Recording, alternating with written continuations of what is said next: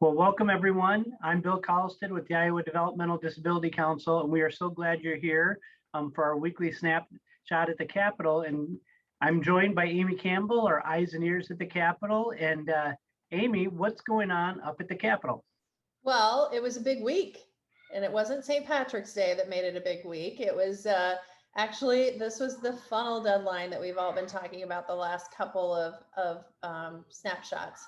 And it kind of was a dual deadline because it also happened to be the candidate filing deadline. So there were two big deadlines Friday, March 18th. So let me talk about each one of those. So the funnel deadline, this is the second one, and that is when a House bill needs to be out of a Senate committee and a Senate bill needs to be out of a House committee. So it has to have passed either the House or the Senate and then get out of committee on the other side. That's a long way and a lot of committee meetings, as you all probably recall, with the subcommittees and the committees, and then you have to vote on it on the floor. So that means those bills have made it quite a ways in the legislative process. And so there were several bills that survived and a lot that didn't. And we've updated our legislative bill tracker so that you can see all of those bills that are live on the active site, and then those that didn't make it, that aren't eligible anymore, that are just basically dead for the rest of the session, are on the inactive list. So you can check those out, and we'll put the link right up here online.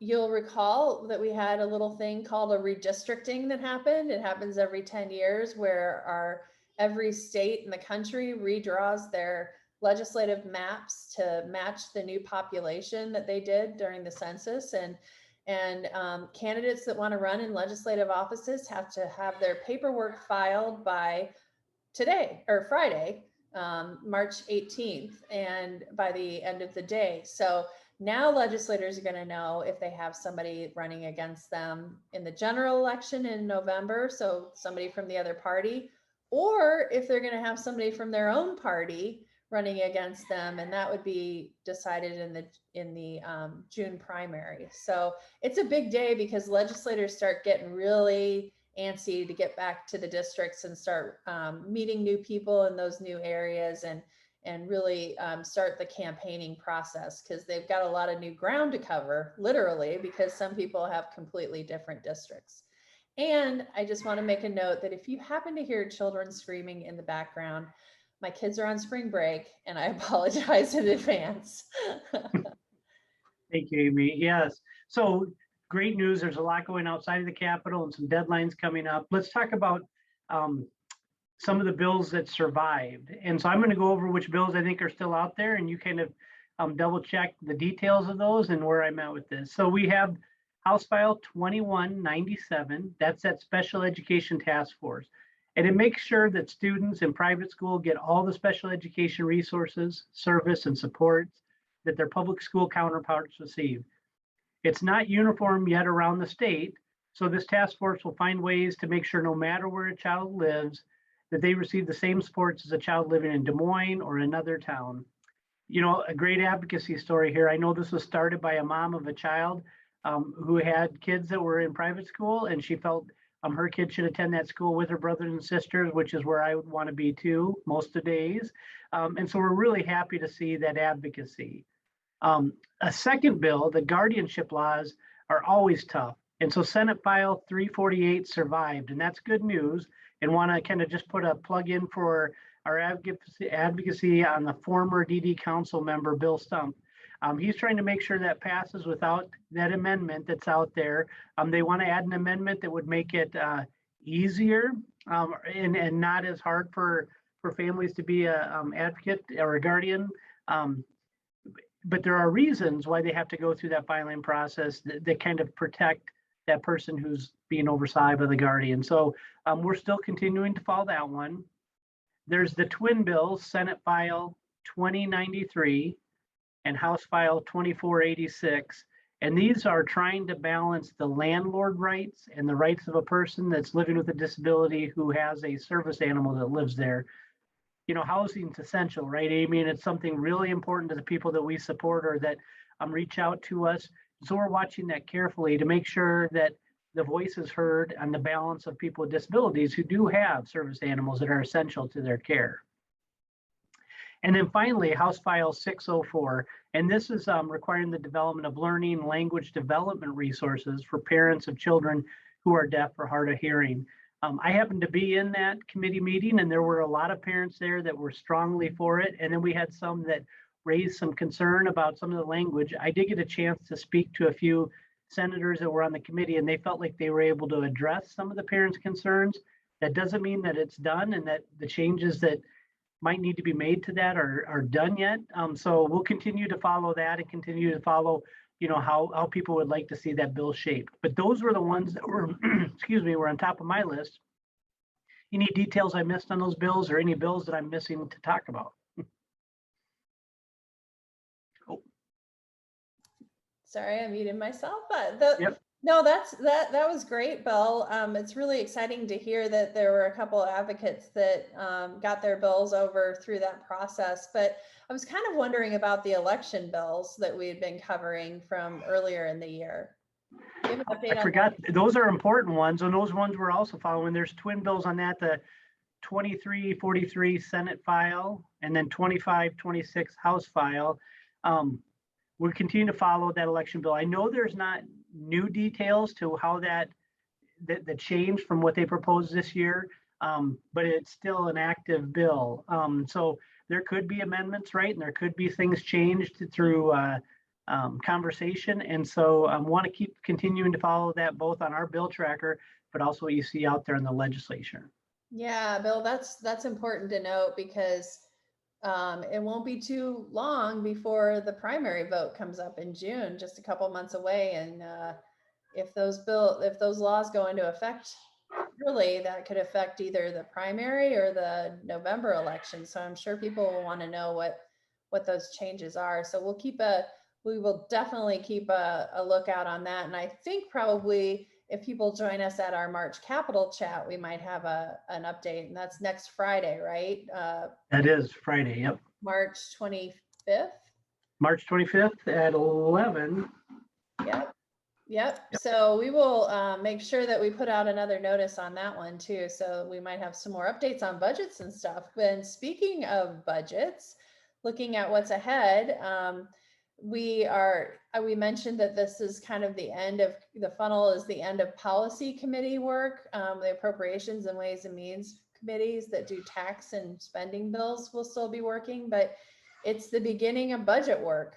And there's been some significant movement here. We have every year the legislature passes 10 budget bills.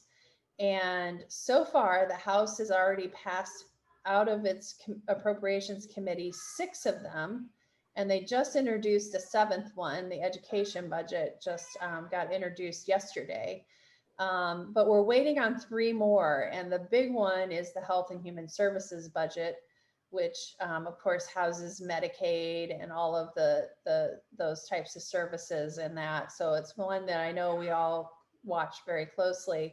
And I'm hearing we should see something next week from the House.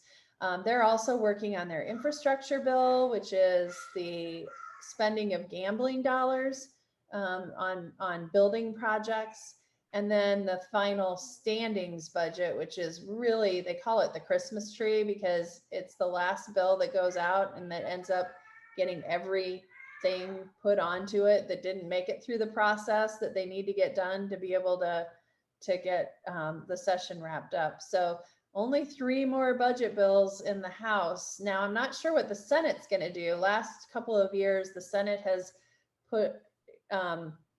passed out their versions of the budgets, and the House passes out their versions of the budget out of committee, and then they go in and negotiate the final deal, and then they amend those budgets, and that's how they close it down. So I'm not sure if that's how they're going to do it this year or not, but I know that this is a really strong sign, along with the fact that they're going to know who's running against them, that the session's probably going to come to an end pretty soon. They're due to be done by April 19th, which happens to be the Tuesday after the Easter weekend. And we know that a lot of legislators do not want to be working over the Easter weekend and would like to get out in time before that so that they can get moving on their campaigns and spend the holiday with their family. And so I'm pretty sure that that's they're going to try to be done by early April. So one of the first 2 weeks of April they're shooting for. We'll see if they can actually get that done though. Well, great. It's going to come very quickly. We're talking about 4 or 5 weeks here, and they've got a lot of work left to do, but they do have a goal to get out. I just heard that today on a phone call that Easter weekend, they would like to be done with the work, and that makes sense to me. But just one last second to kind of really encourage people to contact their legislators, both about the bills that we talked about, if there's something there that's concerning to you or that you want to make sure your voice is heard. But it is also budget time, and that means a great opportunity to let your legislator know what your priorities are. So I'm going to take a second just to kind of plug the Iowa Developmental Disability priorities. We really have 3. And the first one is not going to be a surprise to anyone, and it seems to be on every advocacy group's legislative priorities, and that's the workforce. We're concerned that there's not enough staff out there, but we're also concerned that staff are maybe not getting paid at the level that they should be reimbursed. And so if they're making those budget decisions, and like Amy, you said, the Health and Human Service budget's coming up here, that's a great opportunity to say, I'm concerned about the number of staff there. Please designate money to address the workforce shortage and allow Medicaid and DHS to kind of start working their magic to help providers or even family members through CCO to be able to pay people what they deserve to be paid, or to recruit the number of people and keep them, staff that are out there. And so that's really important. So our first one is workforce. And then our second one is we're concerned that there are 17,000 Iowans on the waiting list. And so there's another opportunity in the Health and Human Service budget to say that number is too big, it's too large. And can you designate some of those dollars to address the waiting list? And then third is accessibility. Again, I was on an advocacy call this morning, and they were talking about getting around in the community and how difficult that is, and whether it's transportation or work or employment, getting to the grocery store, and just the complexity of that and how limiting that is when you can't get around. This is a kind of a story that was kind of stuck out to my mind as, summer's coming. And so I think right away of ice cream and family and sitting outside and enjoying some ice cream. But an advocate told a story about she can't buy ice cream at the grocery store because she's never sure how long the bus ride will take and how long she'll have to wait at the bus stop for paratransit. She's in a wheelchair. And so, not to make light of that, it's summer without ice cream doesn't seem like a summer to me. So just wanted to bring that up as that part. So I think those are important things to be thinking about. And with Easter coming, Amy, if you're wondering, the Reese's peanut butter Easter eggs, that is my favorite. So I just wanted to let you know that while we were here on the call. Not those terrible Peeps. No. Those are. I just like the peanut butter. My grandma used to use them buy them on sale the night before or the day after Easter, and then use them the next year. So they were always hard as rocks. But oh boy. Yeah. Well, I think you make a really good point, Bill, about those stories. The ice cream story obviously hits you. The stories that the parents with kids and special education services, and the guardianship story that Bill Stump tells about how it's not that hard to do those reports, and they're really serve a really important purpose. I think that just underlines the need for legislators to hear stories from advocates, because they take those stories and they repeat them, and they might repeat them when they're talking about it on the floor. They might repeat them when they're talking about it in committee. It really drives it home for a legislator. They might read words on a page and not really understand what they do until they really hear how it impacts families. And I can't tell you how many times I've seen that make the difference.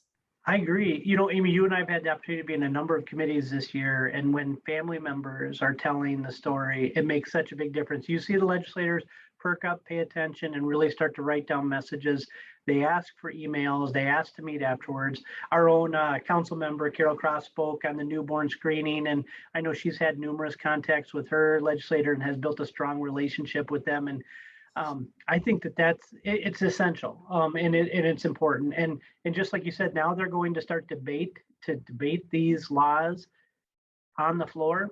And so now you have an opportunity. You might have a legislator who's not on the committee that brought that bill forward, who's going to speak on that behalf of that bill. Maybe they might advocate for it.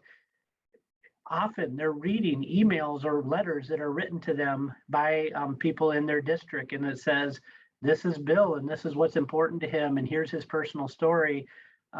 It's so powerful. And like you said, they do pay attention to that. That is, going back to that redistricting, that is who's voting them into their seat, and they're trying to make decisions on behalf of those people. So speak up, be loud, make sure they know who you are, and tell them what your priorities are. They're interested, and that we've been proving that time and time again this year. So I agree.